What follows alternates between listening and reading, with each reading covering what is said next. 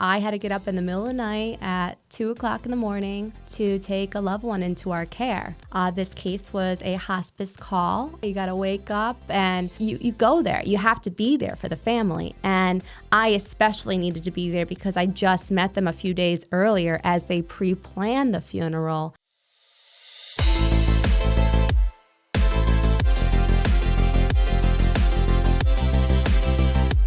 Welcome to Seriously Catherine, a podcast about taking your business seriously, but not yourself.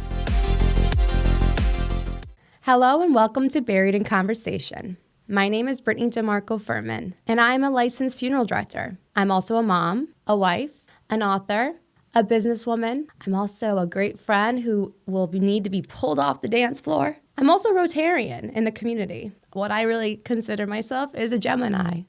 You never know what I'm going to be doing next, and that's what I love about life. So if you tell me to jump, I say how high, because life is a journey, and I know more than anyone, life is short. So I'm going to make my time matter. As a fourth-generation funeral director at my family firm, I have been raised in this mysterious business. When people meet me, they are shocked to learn that I'm a funeral director. It's so interesting because I've been raised in it and I've been involved in the community. I know those gentle moments when people first meet us are so important, and it really made me into the person I am today. So I am proud to have you here with me and go through this journey of uncovering the mystery of the funeral industry and also just going 6 feet deep in conversation.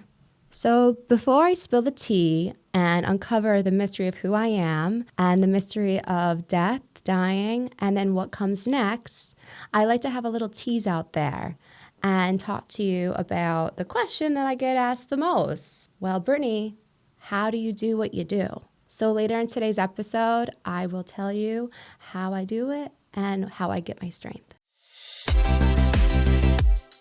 But first, let's have a hot take brought to you by Paint and Sip. I want to talk about kids' birthday parties, ages 1 to 5. Okay, so I understand you want to have that first birthday party. It is a milestone for you as parents. And oh my gosh, just the cake smashing. You know, you got to get those photos. You got to have a group of people to be there to celebrate and see your little smush. But afterwards, birthdays 2, 3, 4, maybe even 5. What are we doing? What are we doing to ourselves, moms? I am a mother who had to go through a Chuck E. Cheese experience for my daughter's 3rd birthday. And let me tell you, what a stressful event. They have you there 30 minutes prior, but you're not allowed to set up until 10 minutes prior. You have everything ready. And they're like, well, no, not yet. Your guests are starting to arrive. It is an assembly line of birthday parties. There was my daughter, Madison. There was Kevin, John, Becky. We're all there together. It was insane. And let me tell you, if you're looking to plan a birthday party, just know this is what you're going to expect. But you know what? I thought it was just Chuck E. Cheese.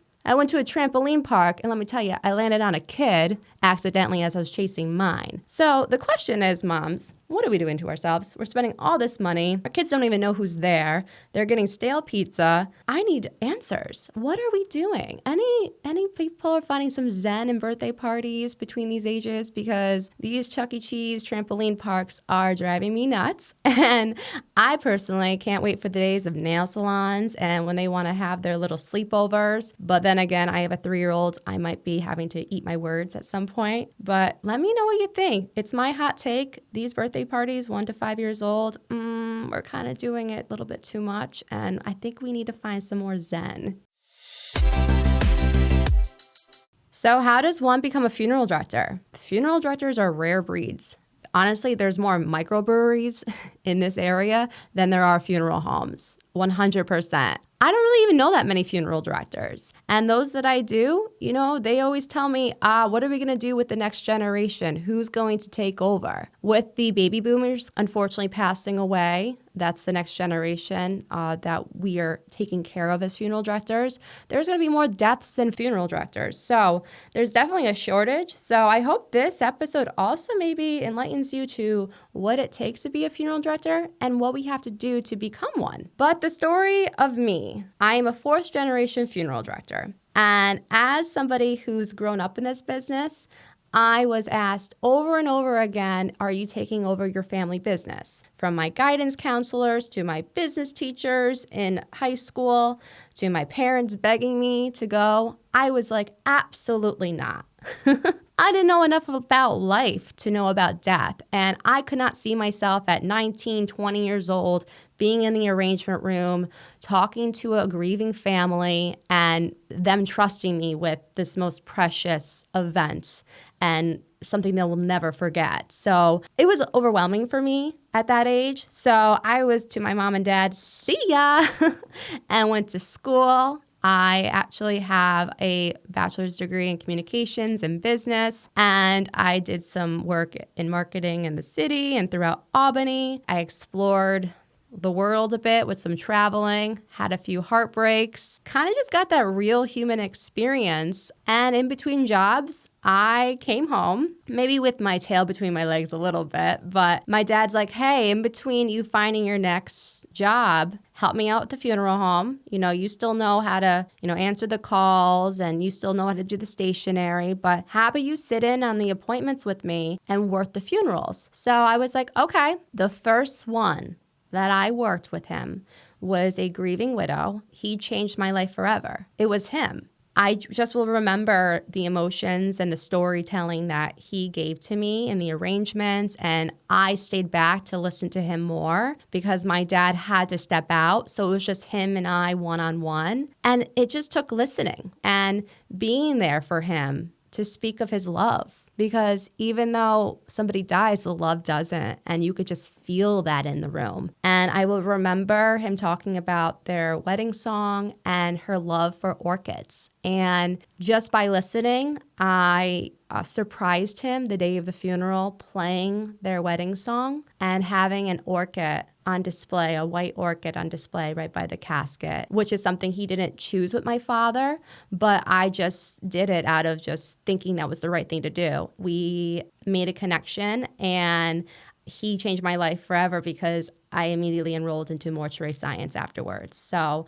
that is how I personally got into it. It wasn't because I was in the funeral business. However, if I can inspire somebody else just knowing that there's purpose in this business, that's where you can begin. Now, how do you actually become a licensed funeral director?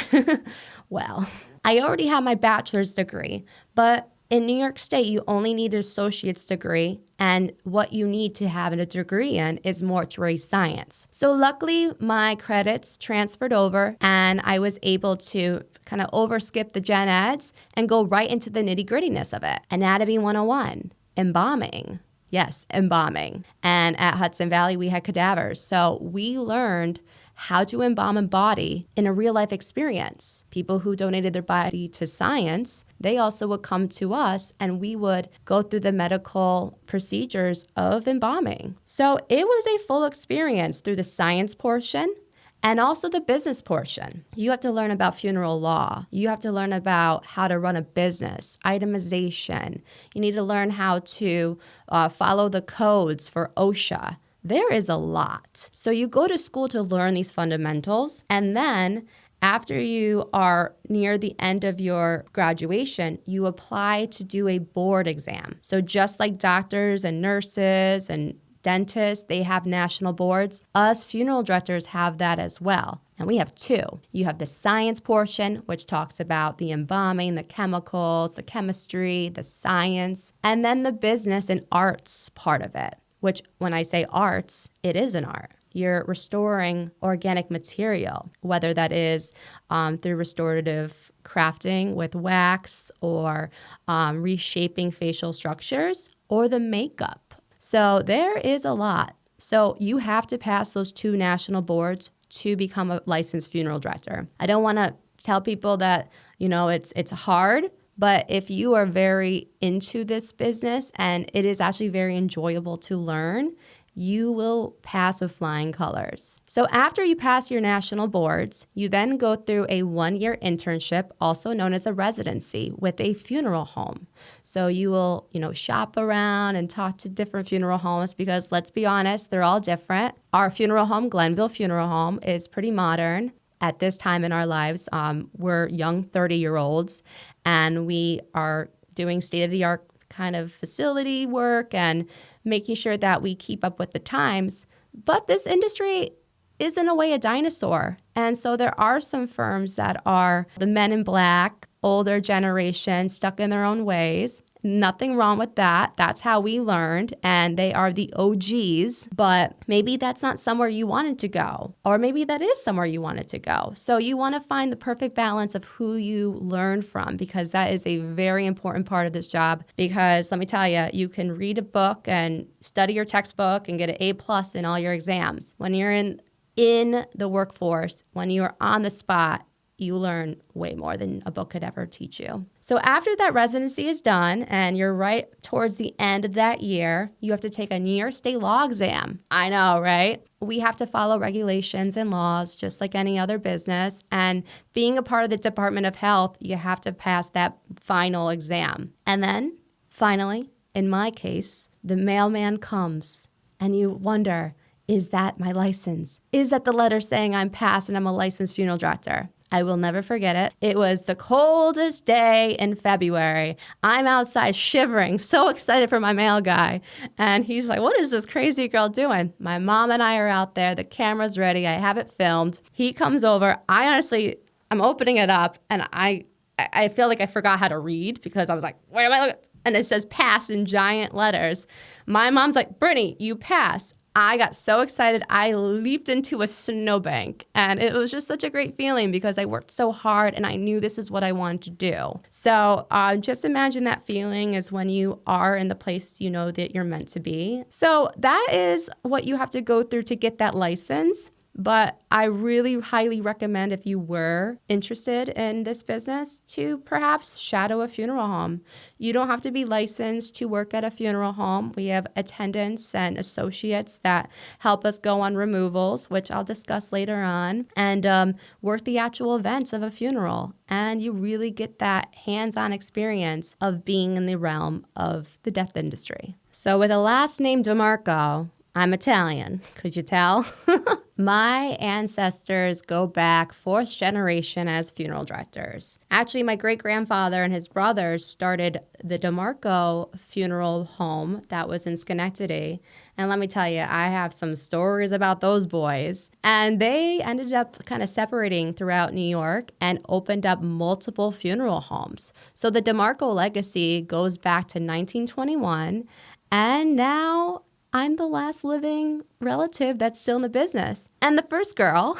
So I feel like I have all their spirits around me and they're here supporting me and they guide me along the way. But I have to tell you, hearing the stories from 4 generations ago is just so inspiring. Back then, we had a funeral carriage and we still do have it in the family, which is just so magnificent. And thinking about how royal and aesthetically beautiful those funerals were back then. You know, everybody was buried in a wooden casket and everybody went to church, and how the funerals were 5 hours and 3 days long. And I still wonder, how did they get the obituaries to the papers in time? And how did they know where the cemeteries were before MapQuest? I just think about how difficult and how intensive that job was, because they didn't have the modern technology we have now. So just thinking about my great-grandpa, Michael Demarco, and his brothers, they were the jet setters for who I am today. So if I feel like I'm having a hard day, I'm sure their day was 10 times harder. After my great-grandfather's generation was my grandfather, my Papa Demarco, Michael. So for anybody in the Rotterdam, Schenectady area listening in, I'm sure you know who my grandfather was. He was quite a legend, not only because he was a wonderful funeral director, but he was also just a great person, and everybody wanted to be around him. He could make anybody laugh, which is a conundrum when you think of a funeral director, but I definitely feel like I took after him as my father did. And my favorite story is when one of the funeral directors, a female funeral director from his generation, still comes up to me time after time and tells me, you know, Brittany, I was the first female funeral director in this area. And it was an all boys club. And I felt like nobody was going to give me a chance. Nobody took me seriously. But your grandfather, Michael, he did. That is just the best story I have to remember him on top of all the other ones. But I always keep that close to my heart because this profession does kind of feel like an all boys club up until recently, where more women are getting into the industry. 10 years ago, really when I was making that shift into this business, I was kind of overwhelmed. You know, everybody at the cemetery was men, everybody on the phones at the vault company, the casket company, any other contact I had to make for removals or trade calls, they're all men. You know, when you're talking about such a sensitive situation and you're only 25 years old, you want to be on your best behavior and you don't know how to break the ice. So you kind of feel like this little girl. And as I've come out of my shell over the years, I always have that story of my grandfather in the back of my head. So it is amazing to be the first female funeral director in the Demarco legacy. We now carry on to my father's generation. So I have a lot to say about my dad. I grew up behind the Glenville Funeral Home, located in Glenville in the town center. And if you don't know Glenville, it has changed immensely. My dad built that funeral home back in 1986 when it was just farmland and people from Charlton and Burnt Hills, they were country bumpkins. But it was just so crazy just seeing it grow up and the additions and the more calls we got every year and my dad creating this identity in the community. One of my favorite, multiple occasions, is when I'm going out to dinner with my dad and these people come up to him, kiss him on the cheek, give him a hug. And I go, is this like a distant cousin we've never met? And he's like, no, I buried her father. I buried his mother. It's just amazing the connections that he has and what an impact he's made on others and something that I pride myself in doing every single day as I follow in his footsteps. So I have nothing but good things to say about this family business because I have role models that not only have encouraged me to be myself and be a human in this experience, but also knowing that they've given me this opportunity. Having a family business is so important in today's economy, and I'm grateful for that, but also just knowing I have this longevity and this name to carry on. So even though the family business is not all perfect, there's definitely some craziness behind the scenes. It's just astonishing just working with your family under such a high stress, high emotional industry, but still finding the love at the end of the day to know that we're doing this together and love is love and we let the fights go to the side and we know the purpose of what we're doing. Dad, thank you so much for getting me involved in this business and I'm very proud to be your daughter. So what is the day in and day out of my life? How do I plan a schedule as a funeral director? And what do I do, really? I'll be honest, we had to push back today's podcast episode because I had to get up in the middle of the night at 2 o'clock in the morning to take a loved one into our care, also known as a removal or a transfer. This case was a hospice call. You got to wake up and make yourself as presentable as possible at 2 a.m. Obviously, I wasn't the full face I am here. So, people were like, are you the same girl I met a few days ago? No, but you go there. You have to be there for the family. And I especially needed to be there because I just met them a few days earlier as they pre-planned the funeral and prepared their hearts to what was next. The man was on hospice and he experienced what I say a beautiful passing. 90 years old, warm in his bed, surrounded by his children. His grandchildren were just there in town, and they haven't been around in a while since the last holidays because they don't live around. And I, in the back of my head, when we were meeting with the family, I even told them, he's going to find the peace in us all being together and you having these plans in order. He may go quicker than you think. And we had this honest conversation about preparing and the death and what that's going to mean to them. And they thought they were ready too. They're like, he's ready. So when he goes, he'll go. I go to the home. I get there and I just embrace them and they just had such a good experience. It was finally just the two siblings and they were holding his hand and he looked just so peaceful. And I wish that upon everybody. I wish that's how we all passed away. Unfortunately, that is not always the case, but we're always there to pivot and make sure we know how to handle every situation. This morning was a beautiful way that I could be there for the family. So I guess we'll start by your 24/7 business. My nights on call are Tuesdays and Thursdays. That doesn't mean I don't have trade people or staff that could come in and fill in for me if I did needed to take the night off or I couldn't make it. However, you are on call. So you have to make sure that you drop anything. My dad and I, we've left Christmas dinners to go on removals together. You know, if it's Father's Day, I go in his place, or, you have to find the balance. You have to find a schedule. And luckily at the Glenville Funeral Home, it's myself, Michael Mason, who is the same age as me, and also Alicia DeSerbo, who is just a year younger. So we joke on her that she's the little one of us all. But we all have young children. We all have toddlers, and we're finding a balance between our schedules to who is on call and how to make sure that these families feel like they're the most important thing, which they are. Even though we have our own family, they are our family when we're there for them. Speaking of the nature of the beast, it's a 24/7 business, so you got to find that balance. So we do go on the removals, our firm. We don't trade out that to anybody else, and we go there, and in cases, there could be cremation, which then means there's no preparations of the body afterwards, but embalming. I'm sure that's somebody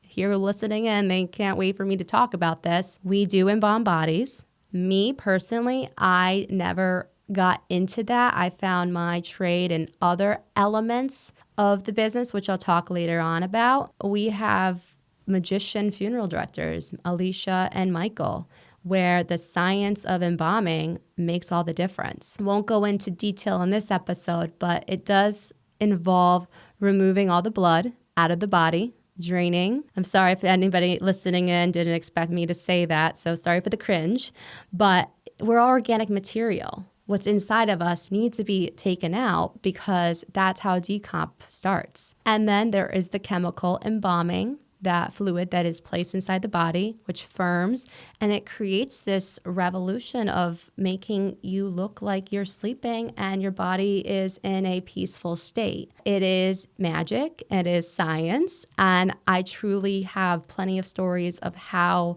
cases that you thought weren't going to be an open casket turned into be an open casket and open for the public, and taking photos of their loved ones because they can't believe how good they look. So that's our job. We are artists and scientists in a way. Is it not an embalmer? I do just want to put that out there that my other two funeral directors work hand on hand with me. And then what's next is we could be dressing the bodies and doing cosmetology. I don't want to say I'm a little thing, but I'm a petite little Italian. So imagine me going around lifting caskets. Absolutely. We're there moving caskets around. We are lifting bodies and getting them dressed, putting them in their favorite outfits, and making sure they look beautiful for heaven or beautiful for the family. So I have found such peace in doing makeup on loved ones. I find it as their final event in a way. You have to make sure that you ask the questions like, did they wear red lipstick? Like, you don't want to put red lipstick on somebody who never wore makeup. You want to know what their essence was and what they looked like. So when they come to the casket, it's not, oh my gosh, that's not them. That's like, oh my gosh, that is mom. That is my sister. Oh my gosh, you even got her eyeshadow that she wore. So we do everything we can to recreate that image of them peacefully sleeping. I always bring back a Disney reference of Sleeping Beauty or Snow White, having that reflection of coming and seeing your loved one. And I don't want to call it closure, but knowing that that is them, they have passed on, and you can now start the grieving process in a healthy way. So when it comes to caring for the bodies, that's all us. As a licensed funeral director, we do it all. Everything I discussed there, you can consider the mortician part of our job. Now I'm going to talk a little bit more about the funeral directing part. I really do excel in. I love being there with the family every step of the way, from meeting with them, being the first person they see at the door and greeting them into our meeting room. It is such an important spot to be in because first impressions mean everything. You want to give the energy to them because they're in such a dark spot. You want to bring the light in the darkness. So that is something I'll never get back. So I always try to be on my game when I first meet a family and they come into our rooms and we start talking about life. You know, you think it would be morbid and sad, but I make sure we can break the ice and tell those stories. Find the funniness in some of those things that they haven't thought about in a while. Looking through photos and going down memory lane. But most importantly, making sure this person that we're honoring is celebrated, honored, and remembered. I have to find ways that they aren't thinking in their grief on how we can cultivate a funeral service. I enjoy doing that. I enjoy bringing personality and personalization to each service, anywhere from music to flowers. It's kind of like event planning in a way, the biggest event of anyone's life because you're telling a whole life story. So being there with the family, and then, of course, after meeting with the family, you then have to, all the promises you made, you have to go and execute them. You have to call the cemetery. You have to call the clergy. You have to call the florist. You got to make sure that all the authorization forms are signed. You have to do the legal aspect of our job. With our license, you create the death certificates. You have to do your section. Then you got to make sure the doctor does their section. The registrar's office has it. You get a permit. There's a lot that goes into it that's logistics and also clerical that people don't know. So behind the scenes, there's down in the morgue and there's also in the office. And then let me tell you, we are everywhere. We are scattered from the crematorium, the cemeteries, the churches, making sure our place is clean and aesthetically pleasing to the family. So I definitely get at least 10,000 steps a day as a funeral director because you're moving pedestals, you're moving flowers, you're moving caskets, making sure deadlines are done. My other favorite part about this business is writing obituaries. Earlier in my introduction, I called myself an author, which I am, which I will talk about maybe in the next episode. You'll have to stay and see what I talk about next. But writing is such a passion of mine, and you can really find the essence of somebody through learning from the family. So an outsider looking in is such an honor. And I love when I can present it to the family and be like, wow, this is mom, this is her, this is dad, this is him. It is just such a rewarding experience for me as a funeral director and a person. I am also proud to be a certified celebrant. So kind of little backstory of me, I hated public speaking. As a teenager, I would get all sweaty. I just felt like very insecure. I would mumble and fumble my words. It is crazy to see me after 8-10 years in this industry, how I've grown as a public speaker. And it's because you got to be brave to be there and look people in the eye and face death head on. But I feel like if I don't do it, who's going to? Not too many people stand up to speak reflections and eulogies. I always have a way of encouraging it and making sure people have that time to do so, but not everybody wants to do that. So I feel we have to use this sacred time to tell their story. And I really do love drafting and making these speeches and these reflection pieces that are cultivated to the person and using poetry and using even music. I've used a few Bon Jovi songs. I've used Taylor Swift before. So it's really unique. And every unique person deserves a unique service. So that's one of my big passions is being the storyteller for the dead. Well, I told you we'd be going down 6 feet in conversation today. Now you know why I named this podcast Buried in Conversation. I have so much to say, but I've been documenting everything I've been doing. And along the way, making it more fun and engaging with social media. So as a funeral director, I am also in charge of the Glenville Funeral Home Instagram page and Facebook page where I share insight in the industry, what is trending, also creative ways that you could remember and memorialize your loved one. So if you're interested in learning more about these innovative things that is death industry, I encourage you to check that out. And also as a journey as a funeral director and finding that middle place of compassion, professionalism, and just being a human, I created the Buried in Conversation Instagram page where it houses more content in this industry, but also more content on what it means to be human and to uncover the death and dying mystery we all have to face one day. So I encourage you to look at both Instagram accounts or Facebook pages. That's Glenville Funeral Home handle or Buried in Conversation. Coming from the old school generations, Italians, and being a fourth generation funeral director, learning from the OGs, I have mixed in this modern trade of what being a modern funeral director is. So in doing so, I have to look forward all the time. COVID really brought in live streaming and having your services streamed. So we're seeing more live streaming services, bringing in webcasting and making sure people who are all across the globe can be there in that sacred moment. Memorial videos, that is not just an option anymore. It is the tradition now. People want to have that to stream their videos and see the music and the memories come to life. And I do see a rise in green burials. I think that this area should have more green cemeteries because it is on the rise and it is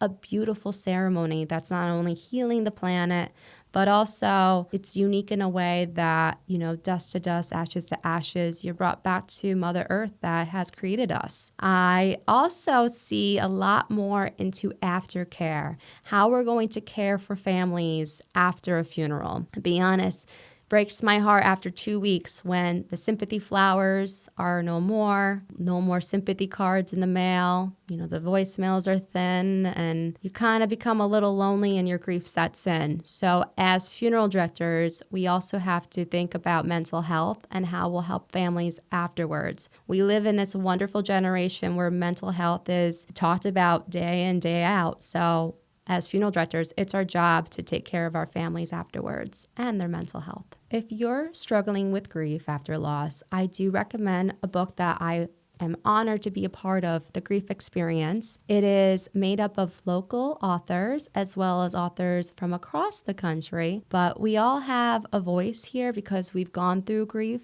and we created tools to help you along. There's also prompts on how you could learn how to not overcome your grief, but learn how to live and grow with it. So if you are experiencing difficulties, there is help. I do recommend this book. And also on the Glenville Funeral Home website, there is resources. So if you're looking for bereavement counselors or even maybe spa remedies, or tell you, we learn how to handle grief in our own way, whether that's I need a vacation to find my zen, or you need to be around people that know and understand what you're going through. There's methods to know how to go to that next step. So just know we're here to help. For this week's serious business lesson, brought to you by the Palette community, I want to go back to what I earlier talked about. Brittany, how do you do what you do? So I have the answer for you. Bravery. You have to be strong for this family that you're serving. These people are in their darkest moments. It takes bravery to stand up there, to be there for a shoulder, for a story, just to be there. And I know bravery, you may not think that you have it in you, but believe me, when you hear these stories that people tell you, and when you are in the realm of death and dying, you can stand up for them. So that's what I do. I find my courage, my bravery for them, for these people grieving. So today's business lesson is, you are braver than you think, baby. This Saratoga Lifestyle segment, brought to you by Saratoga Living After Hours, is the question: to be buried with shoes or not to be buried with shoes? So I don't know about you, but I want to be buried with my metallic platform heels that I wore at the last Saratoga Living event for the Universal Preservation Hall. I'm talking about the Celebrity Bartender event, everybody. If you did not see, I was dressed like Lady Gaga. That was me. I had the pink wig on. But did you see my shoes? I am a fashionista, I like to say. So I'm definitely going to be buried with shoes, and they're going to be fabulous. However, as a funeral director, I got to tell you, it is optional. You can be buried with them, but you don't have to be. Actually, most people choose not to have shoes on because they believe they hate shoes when they're alive and they hate them when they're dead. They want to be floating on a cloud barefoot. And I love that. But a fun fact, when people do bring us shoes, they're usually moccasins. Maybe I can get a brand deal with moccasins here. You may be wondering, how did a funeral director end up as Lady Gaga at Saratoga National for a fundraising event? Well, Saratoga Living and we are friends because I am one of their insiders. So if you don't know what an insider is, I invite you to check it out with Saratoga Living and become an insider. It is a club where you get benefits and perks, and you also get discounts to their events, and also they help promote you in a way that maybe you can have your alter ego come to life, aka Lady Gaga. If you want to learn what's going on in Saratoga, I encourage you to sign up with Saratoga Living's After Hours. You won't regret it. As I close today's show, I leave you with the greatest lesson I experience every day in my profession. And the most important message of all, death is not evil. It is a part of our nature as humans. But what is more powerful than death is and forever will be love. We all die, but love never will. So please join me this next month as I take over the Seriously Catherine podcast. I will be hosting the next few episodes, so come and join me along the way. This is Buried in Conversation. With love and peace, Brittany Demarco-Furman. Thank you for listening to this podcast. And if you want to connect with me, slide into my DMs on Instagram. My handle is Catherine Hover.